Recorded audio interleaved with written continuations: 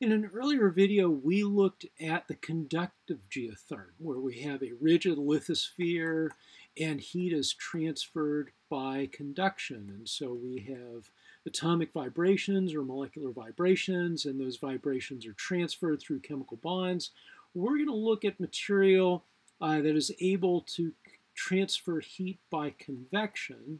So here we're talking about a deeper part of the mantle where the material is soft enough that it can flow, it can move around, and if we have heat, if we have material that's able to flow, then that flow can transfer thermal energy much more efficiently than can be transferred by conduction. The equation that we will use will make use of the geothermal gradient, the change in temperature with respect to pressure, and that is bar V multiplied by alpha, and then T for temperature, that'll be a reference temperature T naught divided by Cp, which is the heat capacity. Let's take a look at all these guys. Let's start with molar volume. So this bar V is equal to the molar volume. And that molar volume can be expressed in this way. We think if you take 1 mole of peridotite, then it would have a volume of about 50 cubic centimeters. So we would say that its molar volume would be equal to 50 cubic centimeters per mole. So that's the molar volume. Now we want to get pressure into the equation, so we're going to convert this into joules per bar. So 50 cubic centimeters is equal to 5 joules per bar. It's a precise conversion, a factor of 10. And so that means that our molar volume will be equal to 5 joules per bar dot mole. So here B is for the pressure units of bar. Now it might seem like an odd thing that we can take a volume, cubic centimeters, and convert it to an energy divided by pressure. But if you work out the units for bars and newtons and joules, it all works out, and it's a fun little proof to do, so I'll leave that for you. So this is the value we're going to use for molar volume. The other fellows are a little more straightforward. So remember our equation, dt dp, is V alpha T over Cp. This T will be a T naught, that'll be our reference temperature. Let's just use 1500 kelvins for the sake of argument. The heat capacity, we'll let it be 200 joules per K dot mole. So that's the amount of heat that we need if we want to heat up 1 mole of substance. We'd have to put in about 200 joules of energy to take 1 mole of peridotite and heat it up by 1 degree Kelvin, or 1 interval in Kelvin. So that is the heat capacity there. And then the thermal expansion coefficient is 3.3 times 10 to the minus 5 divided by K. There are no units on top. There's a coefficient, not the volume. And so it's a very small number because peridotite, if we heat it up, it doesn't expand very much. It's a solid, solids don't expand. So let's put all that into our equation. So we have dt dp is V alpha T over Cp, and then this is then going to be equal to about, if we put all those numbers in, 0, 0, 1, 2, 3, 7, 5, and we will have units of kelvins per bar. Now, a bar is a very small unit of pressure. If we want to use kilobars, which is a little more convenient because we're going to talk about very large values of pressure inside of Earth.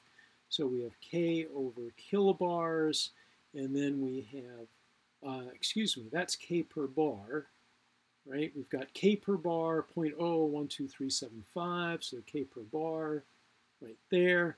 And we have 1,000 bars per 1 kilobar. Then that will give us a value of about 1.2375 kelvins per kilobar. So that's our geothermal gradient. That's how quickly the temperature will increase as we go deeper into the Earth if convection is the operative process by which heat is being converted. Now, instead of kilobars, if we want to have instead dtdz, where Z is depth in kilometers, we could do another kind of correction. So if we have a value of 1.2375 K per kilobar, well, in the mantle, we want here kilobars to cancel, kilobars to cancel. We want kilometers on top. There is about 3 kilometers per 1 kilobar. So if we do this calculation, we end up with dtdz. So now it's the thermal gradient, not with respect to pressure, but with respect to depth. That's 1.2375 divided by 3, and that's about 0.4125 kelvins per kilometer. So how can we use this? Let's erase the chalkboard again and consider the case that we have some depth. Let's just call it 40 kilometers. And let's say at 40 kilometers is where we have our reference temperature of 1500 kelvins. What would be the temperature down here at, let's say, 120 kilometers? So this is the temperature we're interested in. This is T0, our reference temperature, where we calculated the thermal gradient. What would be the temperature here at some greater depth, presuming that convection is the operative process? Well, it would be that the temperature at depth Z, which is 120, would be equal to the temperature of Z0 plus whatever the delta T is. And so what's the delta T? Well, if we have dt dz is equal to 0.41, we can separate the variables, or if we want to do a little bit of calculus, we'll abbreviate this. This is dz, integrate both sides, and delta T would be equal to 0.4 times the delta Z, the change in depth. Let's work out this calculation. What is the change in depth? Delta Z is going to be 120 minus 40 kilometers is equal to 80 kilometers. So that's our value for delta Z.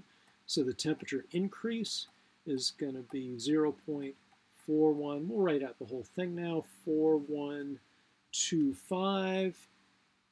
That is K per kilometer multiplied by 80 kilometers. You can really almost get to this intuitively rather than using the calculus. And so that would be a temperature increase of about 33 kelvins. So if we started out here at 1500 K, and if this fellow here is 33 kelvins, then the temperature Tz would be equal to 1500 plus 33, and that would give us 1533 kelvins. So that would be the temperature at this depth here, and we can calculate temperature over a range of depths and then get a nice smooth geothermal gradient for this convective part of the mantle.